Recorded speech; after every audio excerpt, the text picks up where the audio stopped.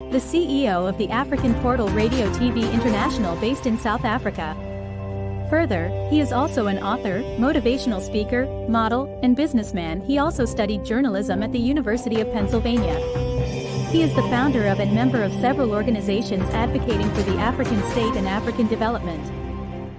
In the coming show, we will have a guest from South Africa who is both an author and a speaker. The CEO of the African Portal Radio TV International based in South Africa. Further, he is also an author, motivational speaker, model, and businessman. He also studied journalism at the University of Pennsylvania. He is the founder of and member of several organizations advocating for the African state and African development. Ready to be inspired by the amazing stories of best-selling authors and filmmakers? Afromedia offers an engaging media platform so you can begin your journey today. Explore our website now and let yourself be moved by the incredible tales of these incredible creatives. All right, thank you very much, everyone. We really appreciate your time on this broadcast this hour. It is a great time and it's a lovely time. And I'm so excited to be back on this station this hour, this weekend. This is Africa on Camera. This is where we promote African ideology. This is where we promote African culture. And this is where we promote the gifts that God gave to Africa. And we are here live and direct with one of our very own, all the way from South Africa, all the way from the sunny city, Victoria. She's live and direct. We are in the same city, and we are broadcasting live from Afromedia Canada and also from the African Portal Radio TV International from here in Victoria, South Africa. I welcome every one of you, no matter the country you reside, no matter where you are. I greet you according to your time zone, and I greet you according to your language. Welcome to this beautiful time on the African Portal Radio TV International. Let me take this time to welcome one of the great leaders of our time, one of the great women doing so well. I love the attire and I love the, the setup is so superb. You represent, you look exactly like Africa. Yes, the topic today is women in leadership, and that is what the conversation is going to be all about. Allow me to welcome this great woman to introduce herself. Sibia, kindly introduce yourself to the listeners at home, who you are, where you are, and the position you hold in the society. Good evening, everyone. Good evening, Mr. OLUSAN. My name is Rebecca Sibia. As you've said, I am a leadership and communications coach. I'm a founder of Extraordinary Ripples, which is a company that is doing consulting, leadership consulting to be specific, as well as coaching. We cultivate self-leadership in women especially, but men are welcome as well. I'm also a co-founder of Heartfelt Effects, a wellness-focused company that is specifically for women in leadership. And I must say, on the 19th, which is Tuesday, we will be having our goal-setting webinar that is free. You are welcome to go to our social media platforms and register there. I'm also a member of Coaches and Mentors of South Africa, and I recently started with Take Action, a ministry in South Africa as an operations manager, whereby we are helping our orphans and vulnerable kids to have a better life. And I think being in the ministry as well for the past 16 years has helped me to move into position with wisdom and also with excitement. Thank you. Wow. Wow. That's a lovely one. I'm so excited about this, and it's so coincident and it's the right time. This coming Tuesday is going to be a great time. We're going to give you more information about the webinar, and I'm going to give you more information on how you can connect. All right, give me opportunity to quickly put on so that I can be able to pick up some of the noise on the other side of the studio. I think I'm comfortable now. Okay. Thank you very much, everyone, for your time. I really appreciate it. Okay, man, let's quickly go to the business of the day, because it's important that we use the time very, very well. You are one of the great women of our society, doing so well, and also leading in every aspect that contain society development, our country, moving the country forward, attending to the issue of family, and at the same time, you also concentrate on how to help our kids to let them see the leadership, especially the female kids, to see the female role as one of the important things that we need in Africa. What is the ratio like in Africa when we are talking about the women in leadership? Is this something that is growing, or can we say that we are still struggling with this in Africa? I don't think that I will even go to the percentage, but what I can say is that in Africa, we are still struggling to put women in leadership, and there are different contexts and are different reasons maybe that are actually making us to go slow on letting women to lead.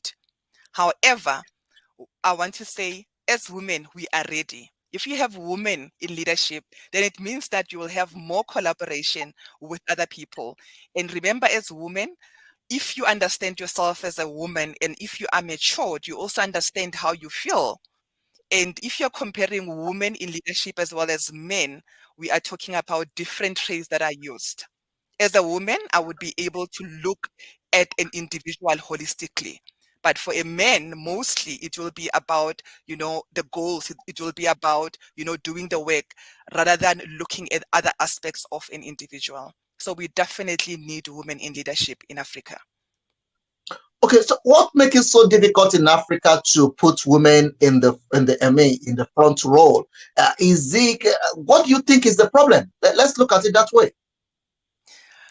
I think there are many challenges that we are facing. One, if we are looking at sexual harassment, if we are looking at hostile environments that we go into in terms of our work environments, if you're looking at lower pay scales between men and women, as a woman, I can be working the same, I can have the same education, be working, the same role as a man, but you find that my pay is lesser than a man. Also having the balance of likability as well as respect. Sometimes you find that as women, we want to be liked more than be respected. And I would say this, for instance, if I'm an assertive as a woman, I will be called names. But if a man is assertive, that is allowed. That is called leadership. So there are many, many aspects that are making sure that we don't progress the way we are supposed to be progressing. I like what you say, and I just want to quickly give some example because a lot of people will be joining us. This is Africa on Camera, and this conversation is going to cut across the whole Africa. In recent time, we have one of the great women in our continent that is former president of a country in Africa. That is Joseph Ellen. And we have so many women we can mention, like Winnie Madikizela Mandela, and a lot of them like that. We can mention their names. But can we say that we are still struggling in Africa? By the time we are mentioning 1 or 2, 3, 4, 5 people that have been in the leadership role and have been in a very important post in Africa, can we still say that Africa is still struggling with this? And yeah, we are definitely struggling with this because if you look also at us as a community, how we put men and women, even in our meetings in a community, you'll find that in other cultures in Africa, men and women are supposed to be sitting in different spaces, or women sometimes are not even allowed to speak in certain circumstances. Hence, that is also creating those differences. There are so many things that are actually affecting that, the community, the system as well. Also, if you look at religion, religion sometimes it requires men to be the head, but as a society, we do not understand the context in terms of that, and we let men, yes, to lead, but also we leave the women behind in the name of religion because we are not explaining it or understanding it or even contextualizing the way it's supposed to. So can we say now that one of the challenges that we are facing is that the culture is not really giving women chance to lead, and also the religion is not also giving women chance to lead. Is that what you are saying? Yes, culture, yes, definitely culture and religion play a role in women not being in leadership. However, we cannot give that as an excuse. As a community, as Africa, we need to do better, meaning that we need to look at our religion, what it means, because sometimes the way we explain it, that's not how it is, even in terms of religion. And also in terms of culture, things have changed. We are not in the times whereby men only go to work while women are staying behind to take care of the kids and also to maybe take care of things at home. As women, we are also working. So as women, if we are working and men are going to work, what is the transformation that is needed for women to be in leadership? What are the engagements that we need to have to allow women to be themselves? And also, if you look at situation now whereby most especially during COVID, when we are working from home, I mean, most women would struggle with, I need to take care of the kids, but still I need to be on online platform to be able to be at work. And sometimes at work, they don't even allow you to have, kids speaking on the background because you need to look, professional or do things in a professional. So I'm thinking that in terms of how we even look at professional, we need to actually relook at that and reweight that as Hmm. well. All right. I like what you say, but let's quickly look at the reality that surrounded women. Let's look at the issue of giving birth. Let's look at issue of the having pregnancy and stuff like that. Don't you see that as one of the challenges as well that is still keeping women behind the role? I'm not so sure if I understand in terms of, women being pregnant, having to be discriminated against. Being pregnant is part of human nature. And being pregnant, it involves a man and a woman, if I can put it that way. I don't even want to go to the context of, other things that are involved, but it involves the male and the female. And being pregnant is not being sick. Yes, there are sometimes complications, but being pregnant, it means that you can still continue with your work. However, in a workspace, if it means that you are working whereby there are chemicals, or you are working whereby it can be dangerous for you when you are pregnant, your employer should make efforts to ensure that you are still taken care of when you are pregnant. I mean, if you look in the workplace as well, there are companies, especially if you look at small companies to medium, that would not even pay women when they are pregnant because they cannot afford that. However, with other companies, they will be able to pay women when they are when they are on maternity leave. However, it is a certain percentage. So if you look at other countries in terms of how they've grown, even when you look at the maternity leave, the period of maternity leave, if you look at paternity as well, meaning that we need to look at family as also part of being integrated to the workplace. Because if I come before you, I'm a family woman. I'm a wife. I'm a mother. I'm a sister. And I'm a friend. I'm other role. I'm other role player in the society. So me, before being professional, it means that I have another life. But pregnancy should not be part of what is making our country not to progress in terms of putting women in leadership. Because if you think about it, many women are mentoring other young people, whether informally or not formally. Informally or formally, we are mentoring other people. And for me, one of my passions is mentoring young women, because confidence also becomes a challenge, whether it's Mm, in the mm. workspace or whether it's in other spaces. Because as you lead, you need also those people that can tell you that, this is how it's being done, but also coaching to say, you know what, you can do it. It is tough today, but tomorrow it is another day. And while I'm speaking of that, I am reminded all the time that when I have fear when I'm leading, I am reminded of Marianne Williamson's poem that says our deepest fear, that our deepest fear is not that we are inadequate, but our deepest fear is that we are powerful beyond measure.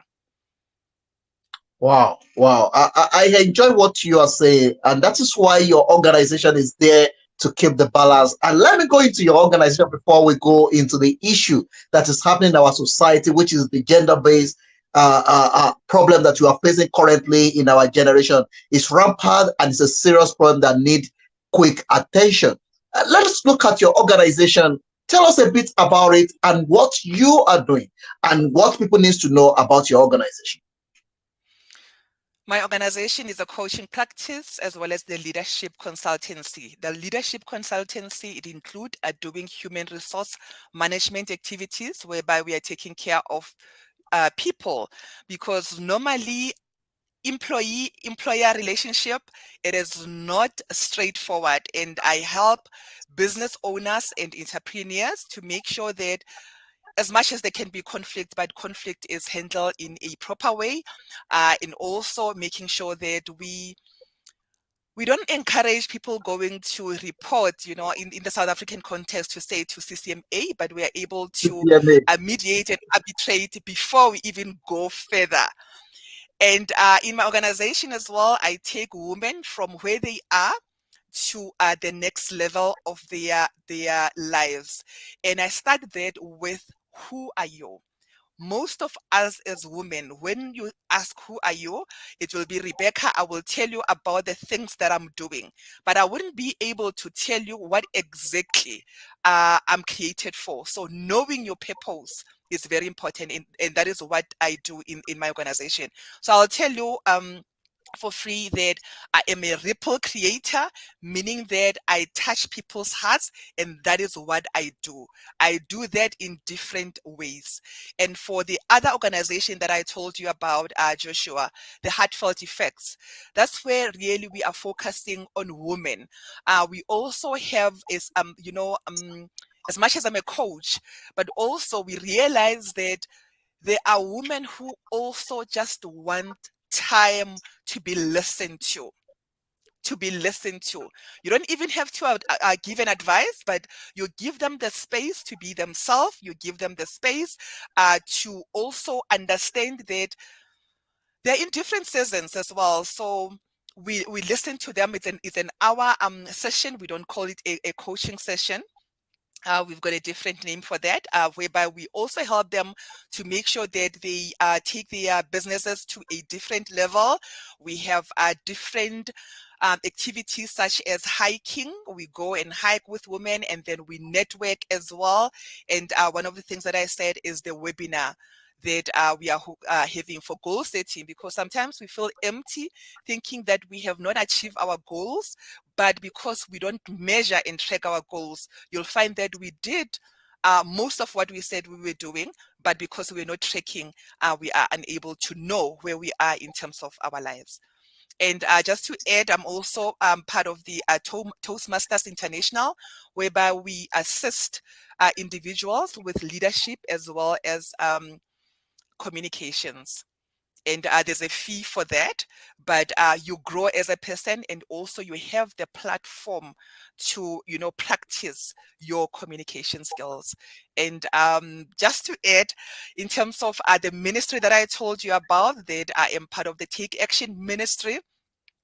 It is so interesting because we collaborate with different organizations that are helping in terms of kingdom transformation.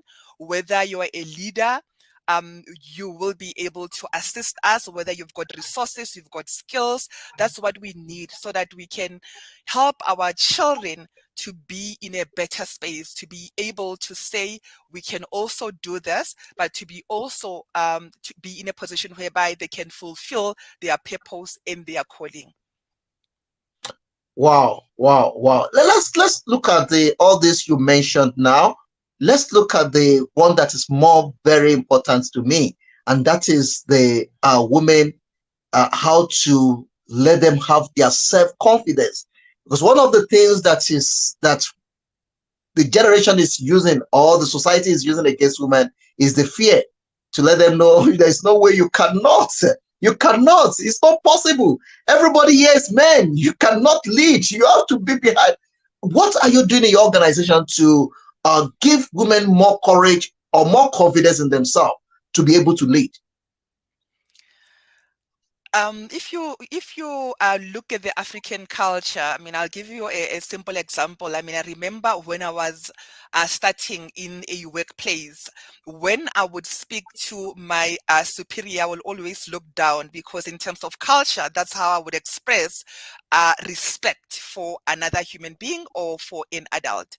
But I quickly realized in the corporate space to say, no, if you're doing that, and they will look at you as if you are not being honest. So some of the things that we teach them in terms of confidence is to look at different cultures as well, because if you look at African culture and Western culture, they are different in some aspects. And in my organization, we look at self-image, we look at our self-esteem, we also look at self-worth, because in terms of self-worth, people can say a lot of things about you, but you are the one who tells you who you are in the world, what you can do. And that's also start with being aware of things that you need to work on, being aware of where you need to go to, and also believing in yourself. So confidence is a muscle that you need to, work on a daily basis. And it's simple things as well that you can do, things like positive self-talk, self-affirmation, talking to yourself positively, because as women, sometimes we are able to tell another woman, no, yes, you can do it, encouraging another woman. But when it comes to us, we are not taught how to encourage ourselves. So everything starts with us. And that is not being selfish. Taking care of yourself is not being selfish, it's being selfless, because you need to be giving for an overflowing cup. All right, let's look at the time and this. You've been in this. How long have you been in this journey? And what are the things that keep you going? What are the challenges that you are facing as an organization, as an individual?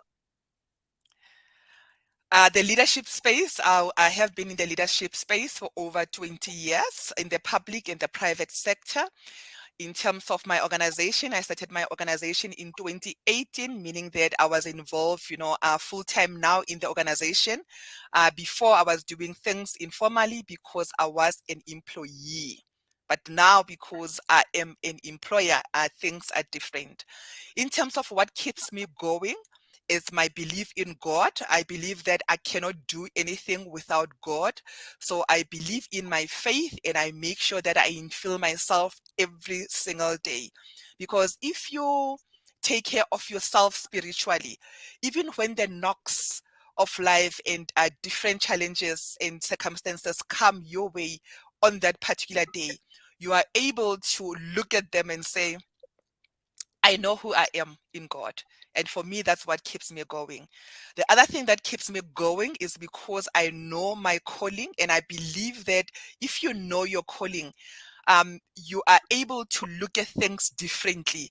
You are able to know that because that is your calling, it's not work. You don't even feel the effort of what you are doing. What also keeps me going is because I am a learner by heart and I am a learner by nature. So in every journey that I'm taking, whether personally, professionally, I learn through those circumstances, whether positive or negative. Even if circumstances are negative, I'll ask myself, what did I need to learn from the circumstances? What can I take forward and what can I implement?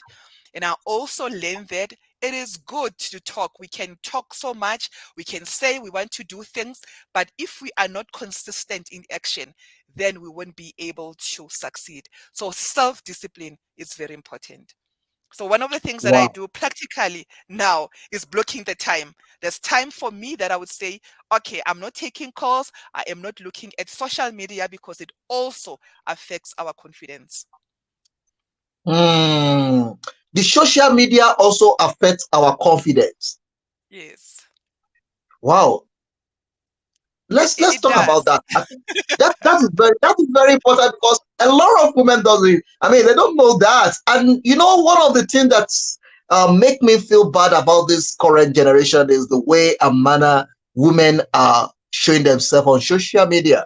That also is a concern, and it's not something that's palatable, especially to some men. You know, seeing women being naked on the social media, having a pint on the social media, and doing all kind of funny things. I don't know why. I don't know where that is coming from. Is there anything that you are doing about this? And why do you say that social media also can be one of the two that can let people go astray, or for them to lose their confidence? I think you see young people or young women especially showing themselves as commodities on social media, and that can be painful. But also, as matured ladies, how we project ourselves, how we show up, our presence on social media can be misleading. Because remember, on social media, majority of the time we show the good side of work, we show our successes, but we don't share the journey. So you see somebody who is a leader already, you see somebody who's achieved this and that, whether it's materially or otherwise, but you don't know the journey that they went through. You don't know the challenges that that particular person was faced with. And I think that maybe also in terms of mindset, we need to change how we portray ourselves on social media. I'm very particular in my social media how I post. I would post, yes, my experiences, but I would post challenges as well as, solutions. So that's how I would post. And I wouldn't encourage us also to post, as you were saying, our naked, bodies on social media, because what are we saying about ourselves as women? We need to be posting things that are encouraging other people.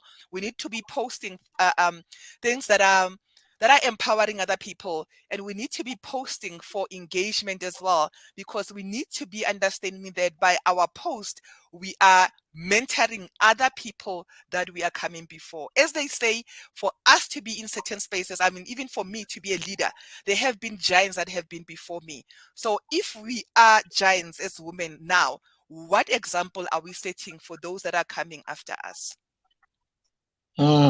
Wow, wow, wow. I'm still going to engage you more about the social media, because the issue of social media is another thing that we need to take a day to discuss. It's a topic on its own, because it's one of the tools that as a matter of fact, this generation is not really getting what social media is all about. They don't get it right. A lot of people believe that social media is a space whereby you come, your job on social media is to just impress, tell people about the good side of yourself, and all this kind of a thing is not adding any value to other people on the other side. But that will be for another day. Let's talk about the issue of gender within our community and our society, especially among the youngsters. There are some certain things that I think we need to define them so that we can be able to understand them. What is your organization doing on this, and what are the roles that you are playing in the community to bring hands to this? Yes, in the community, it's very important to set an example, and I will just take an example of the Take Action Ministry. Some of the projects that we are involved with in collaboration with Funda Nani Africa. It's an organization that we collaborate or partner with. We do programs such as entrepreneurship, telling the young ones to say it's not only boys, it's not only men who can be in business, but women also. But we don't do it in such a way that it's only girls that are involved. We involve both girls and women and boys and girls. But also we have a project that is involved with menstruation, for boys to understand the concept of that, for girls to also understand the concept, but for boys to also understand the concept of understanding girls, making sure that they understand between a girl who, because also, I mean, if you look at it, teenage pregnancy is a challenge in our communities, but then speaking Exactly. to both girls and boys about teenage pregnancy is helping them to understand that it's not something that they need to be in a rush for. And as a girl as well, if you involve yourself in sexual intercourses before you are ready, the boy continues to go to school when your life is disturbed in some ways, because being a younger girl taking care of a child or a baby, that's not an easy thing. So those are the projects that we're involved in, to make sure that the community understands that girls need to take a different role. Girls need to lead as well, and also to just build confidence. That because in communities, for instance, if you see a girl that is very confident, there is an African concept, I think in Tswana or Soto, or I would say Pretoria language, they will say uya papa, meaning that you are forward. But we forget that in a different context, or if you're looking at a Western culture, if a child is confident like that, you are encouraged to be confident. You are encouraged to know yourself. You are encouraged to also speak up. So we need to look at things in a different way within our communities, and we need to encourage girl children. And I know that even in terms of corporates, they will have a project called Take a Girl Child to Work. But also, when we are improving our girl children, we should not forget about our boy children, because then it means that we are taking care of girls. We are making sure that they are polished in their manner, in the way they see the world. But then we are forgetting that if they decided to be involved and get married to later in years to the boys, then it will be boys that are not polished. So there must be balance in terms of the projects that we are doing, or the initiatives that we are having in the communities. But we need, yes, to put girls first, because in terms of communities, we have actually forgotten about our girl children. All right. I like what you said, because you mentioned two things now that is very important. That is for the girl's child that is involving in intercourse and gets pregnant early stage, and also to the boy's child that is looking down on the woman, not know how to handle woman when everything go wrong within the let's say they are now in relationship. The next thing is to look for a way to kill the lady. What are you doing regarding this to make sure that we eradicate it? Because it's something that we can eradicate within our community. It's something that we can completely take off within our community. So as your organization working towards making sure that the women, they are on the front row, what are you doing to remove this barrier or this problem within our community? Okay, and I will tell you with two organizations that I work with, my own organization as well as one organization that we collaborated with. It's called One Hope, whereby they are making sure that God's word is out there. And One Hope is actually helping in terms of making sure that, the children are catered for in terms of knowing themselves, in terms of knowing the word. And it's quite interesting that you would ask that, because yesterday we were in the community of Hammanskraal, far north. Is it far north of Pretoria? I think, let me say 50 k's, from Pretoria. And we are looking at the program whereby one involved, it's called Ultimate Goal, and then the other one is Unstoppable. The Unstoppable one was focusing on girls, and the Ultimate Goal was focusing on boys. So yes, understanding that they do have different journeys in terms of even their growth, being the teenagers, but there is somewhere that they meet. But then in terms of my organization, Extraordinary Ripples, I do communications, meaning that they debate, the social issues to ensure that they come up with solutions with that. I also help in terms of confidence, whereby I would have an 8-week program to assist these young people to build themselves in terms of how they present themselves, and I normally look at grade 11s and grade 12s, because they will be going to the workspace before they actually know it, or they will be going to universities as well. So I focus on them as a target group, because then when they meet other young people coming from different contexts who are confident, that can make them to even be affected in terms of their academics. So I help them in terms of confidence in their communication. Wow, thank you very much, and I'm so happy the way this conversation is going, because we take it from the beginning. And let's now go to the government parastatal. Let's go to the working space. Let's go to the marketplace. Let's go beyond the teenage, beyond the girls and boys. Let's go to the reality of the time now, because we are talking about the previous generation. That there are some system around us that already tell us that no, it's no, women can never lead in this place, and most especially in some churches. You realize that it's still there. There is no way you can come to the pulpit and lead this church, because the Bible already says that women, that we quote some verses in the Bible to back it up. Are you doing anything regarding that as your organization? Are you doing anything regarding that? Currently, I am not doing much in terms of, the church space, but previously I used to do training in the church space, especially for leaders in the church. Leaders in the church. And you're so right when you're saying that in other churches, they don't actually allow women to be in the pulpit. But those times, I think they have passed, because if you allow women to be on the pulpit, or women to actually lead, remember that you are allowing them also to ensure that people understand themselves, because as women, we can afford to be emotional, and that would be allowed, but emotional in a good way.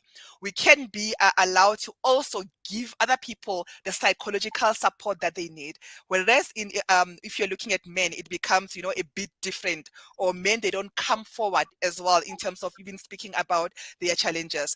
So my organization, in terms of working with the churches, it will be about assisting in terms of training the leaders to change their mindset in terms of how they look at women and men.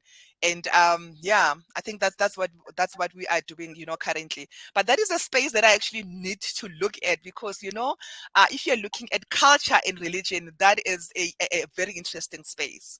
Very interesting space. But in the workspaces, I am there in the corporates.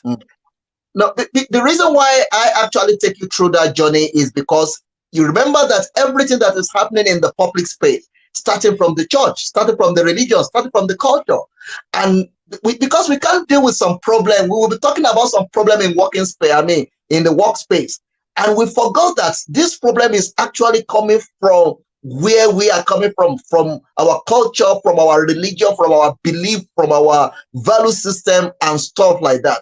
Now, as a woman in the in leadership space, have you ever been in a space whereby you've been maybe misled or mistreated by a man before? Oh yes. Oh yes, I don't think that.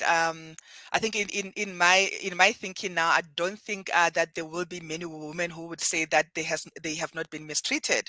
Yes, I have been mistreated. Yes, by a man leader before, and not once, but a couple of times, or in different organization.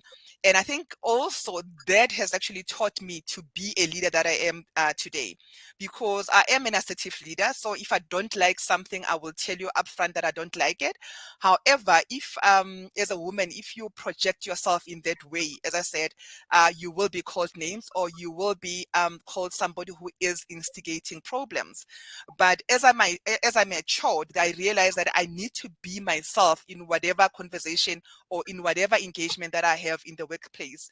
I mean, in some of the previous workspaces whereby I was led by men, you will find that sometimes somebody is mistreated, not directly you, somebody is mistreated, and as an employee, you become the bystander, you keep quiet. I quickly learned that also by being quiet, it means that you are saying that is okay, but you'll never know when that is actually coming to you. So I have learned also in those mistreatment to say, even if you see things happening, not directly to you, you need to speak up. You need to speak up. That is one thing that I've learned. But also that we need to confront people in a way that we do not disrespect them, but in the way that they will respect us as human beings, as women as well. And I really believe that as women, we do have the power. We have the power to communicate. We have the power to let other people respect us. We have the power to let other people treat us the way we want to be treated. But also, I know that sometimes when you've got engagement with your friends or women leaders, you'll hear people saying that as women, if you are led by women, sometimes they put you down. So I would want to encourage us as women to have the pull up mindset, to say, if I'm up there, who else am I pulling up with me to be my support? And for me, that's how I actually lead. And I like that I'm so happy that you mentioned that, because that is my next question.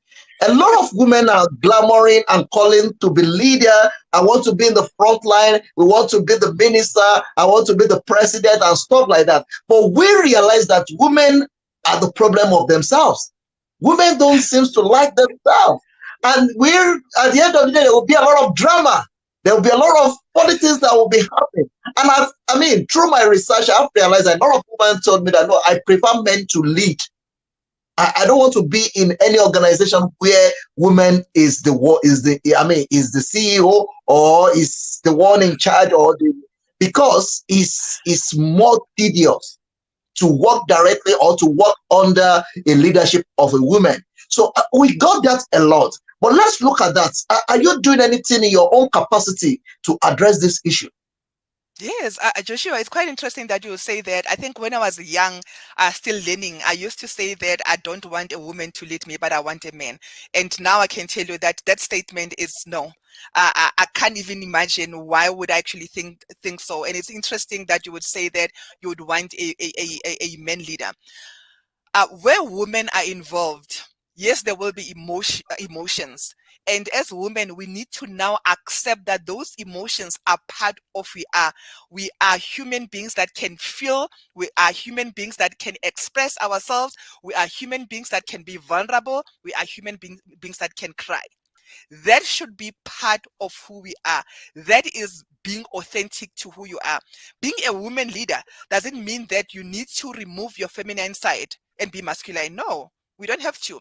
We just need to lead with wisdom. We need to lead with strength, and we need to lead with authenticity. But we should never ever be fakes of who we are. So for this statement, I would say women leaders are better because they can mentor, they can collaborate easily, they can engage easily. Women can be emotional, but also they provide psychological safety. For those that are still having a battle, in my opinion, and the research that I have read, is that because we are growing in a patriarchal society, they take some of the things that they learn and they go forward with. But as an organization, I'm helping women to find themselves. I'm helping women to lead differently. And that is through different processes, and it's through coaching. And with the Heartfelt Effects, we have that program that's called a sounding board. Women are listening to each other, and women also, if I can say, giving advice, yes, giving recommendations to say, this is a way that you can actually take. Wow. Let's look at African economy today. Are you seeing women playing a very critical role in growing African economy? If yes, what are you doing to increase this? If no, how can we make sure that the women also involved in growing African economy? I think as women, we can actually do better. But yes, I see women growing the economy. If you look at the numbers that are increasing in terms of women in agriculture, for instance, women in science, for instance, I think that we are definitely growing the economy. And if you look at also, I mean, I'll give you an example of, women who are selling, on our street corners, at the shopping malls as well. Those are women. They contribute to the economy.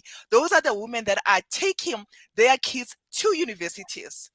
Not many men can actually do that. So we are contributing in our small and bigger portion, but we are definitely contributing to the economy. We just need the chance to be put in those positions to have the experience as well, so that we can actually grow the economy even much better.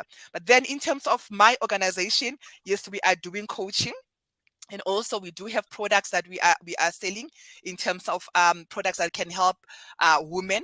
As women, sometimes we want to work, and we don't take care of ourselves. And it's also good to rest, because remember, if you do not rest, you are unable to give a better version of yourself.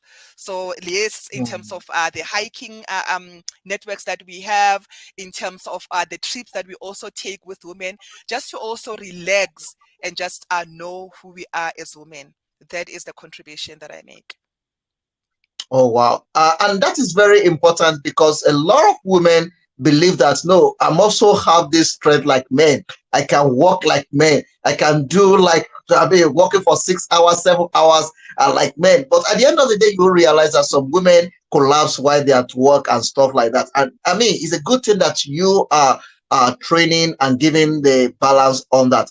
Let's quickly look at the issue that is surrounding the leadership. This is not, it has nothing to do with whether men or women. One of the problems we are facing in Africa currently is the leadership problem. That is one of the problems we are facing in Africa. What are you doing to build a good leadership among Africa that will be able to lead themselves? This has nothing to do with gender. This has everything to do with the position, with leadership, being in the front line. What are you doing to make sure that we have good quality leaders in our continent, Africa? I create awareness in terms of leadership, because I believe that you cannot lead others if you are unable to lead yourself. So self-awareness is part of it.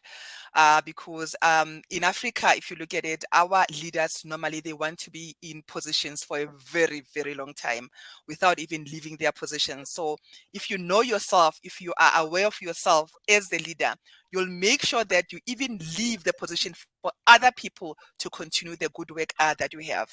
I help leaders to also craft strategy, because when we craft strategy, it's not only for businesses, it's crafting strategy for you.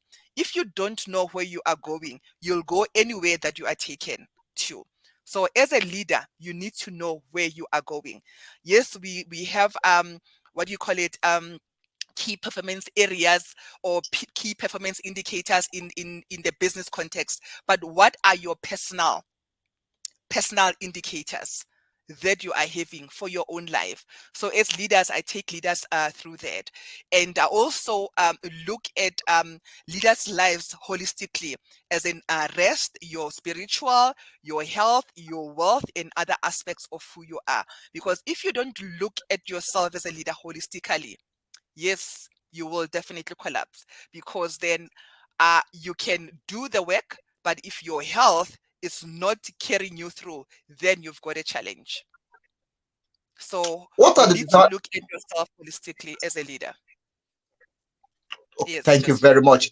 Let's look at the advantage and disadvantage of women in leadership. Is there any advantage on it? Is there any disadvantage on this? Yeah. The advantage of a woman in leadership is that women can actually lead, and when women are leading, women are looking at different aspects of life, not only the work part, but also the home part. And women are also understanding. Women are natural nurturers, so they will be able to nurture you as an employee. Women also are critical thinkers and problem solvers, they will be able to assist in terms of problem solving. In terms of the disadvantages, what are the disadvantages? I wouldn't actually call them disadvantages of women being in leadership. What I can say is that maybe no, not a disadvantage, but I can say that there are some of the things that society needs to be aware of or be able to allow women to lead. For instance, as we said, pregnancy. When somebody goes on maternity leave, I don't think that the organization needs to be calling that person, whether in terms of work or whatever.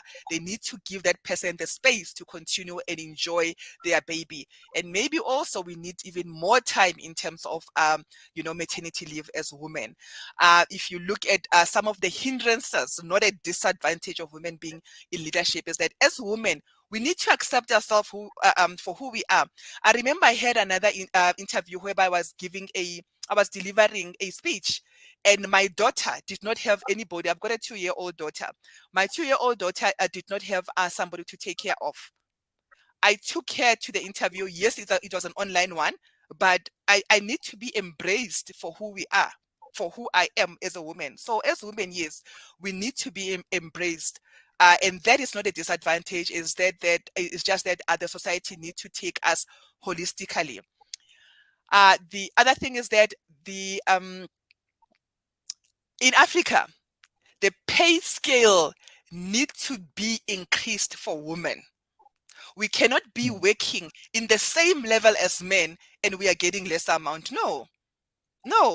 And as much as maybe research or other people can say that physically men are stronger than women, and I don't even want to go to that statement, but what I can say is that there is something that men can never be able to do.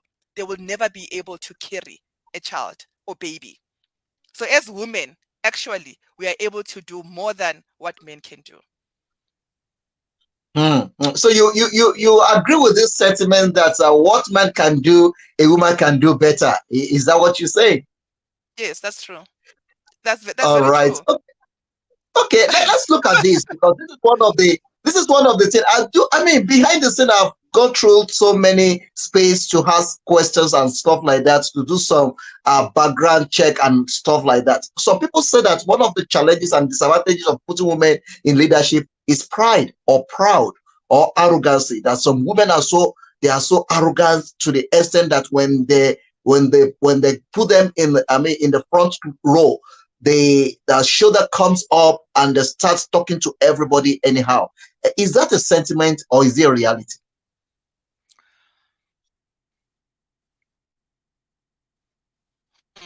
Interesting. For the one that have helped, when you dig deeper, you realize that is just the front. That's not who they are. And sometimes for women who becomes assertive and assert themselves and say what they want, that is normally named arrogance if it's a woman. But if it's a man who's doing exactly the same thing, that will be assertiveness. But I would encourage us as women as well not to build those shells, because sometimes we are hurt so much in the workspace. We need healing before we can actually go forward. So sometimes, yes, women would put that shell just to protect themselves. But if you see somebody like that, I think for me, I think personally, if I see something like that, I would be able to approach a person. And in my organization, what we do is that we start by peeling the layers, especially for women who are protecting themselves in the workspace, but without really being themselves.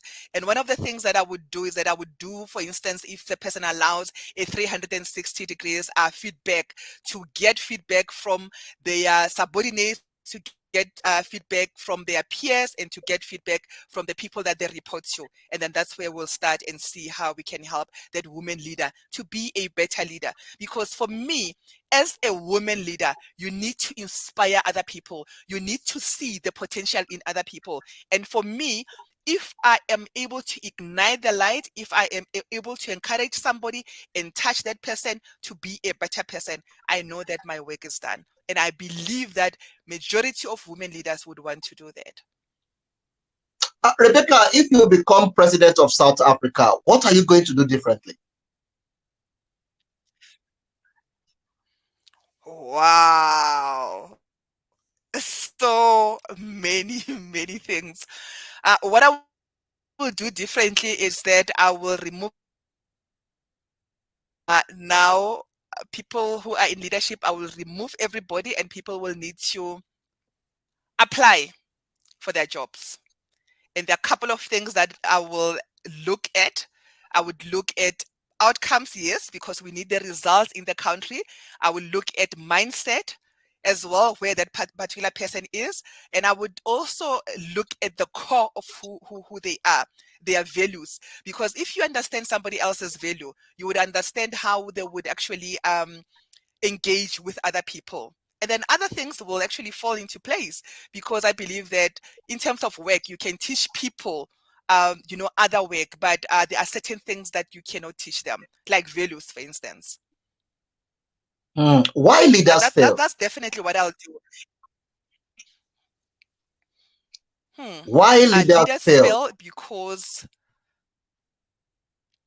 Leaders fail because sometimes they don't have a vision. Or if they have a vision, they do not pull up the people that they want to achieve that vision with. Leaders also fail because they believe that they can do it alone. As a leader, you cannot do it alone. You need people for that success. Leaders also fail because they also think that people cannot do it. And if you believe in the goodness of people, if you believe in empowering other people, I mean, even in terms of leadership, if you've got people that know better than you, that is okay. You can lead those people. So as leaders, we need to believe in people and ensure that we water those seeds, we water that potential so that people can be a better version for themselves. Because then if we've got better people surrounding us, if we've got better people that wants to improve themselves all the time, then we can have a better world. Wow, Sibia, it's a great time having you in this studio. The time is not on our side, and I still have a lot of things, but I'm still bringing you back. And I'm so excited that out of your busy schedule, you give us this time to be here at this time. I really appreciate it. I know it's very late here in South Africa, but thank you very much, and I really appreciate it. I will definitely join you on Tuesday to also follow up with your program, and I believe that when I invite you again, you will be happy to be here.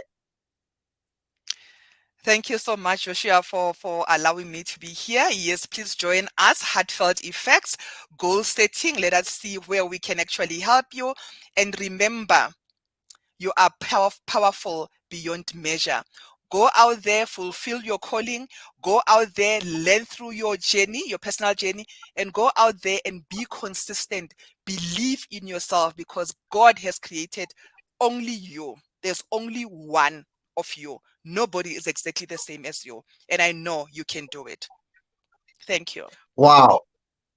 What a lovely quote there. Thank you very much, Sibia. I really appreciate this, Rebecca Sibia. This is a great woman of our time. And I want to say thank you to everyone in the studio in Canada and to everyone in the studio in South Africa. Thank you very much. I will see you again, same time on same station next week, same time. See you again. God bless you. Up to you in the studio. To Rebecca, thank you very much for coming, and God bless you. Thank you. Thank you. Marketing advertisements with Afromedia, the best choice. You can count on Afromedia for your commercials. In international languages, Afromedia broadcasts. There are a number of platforms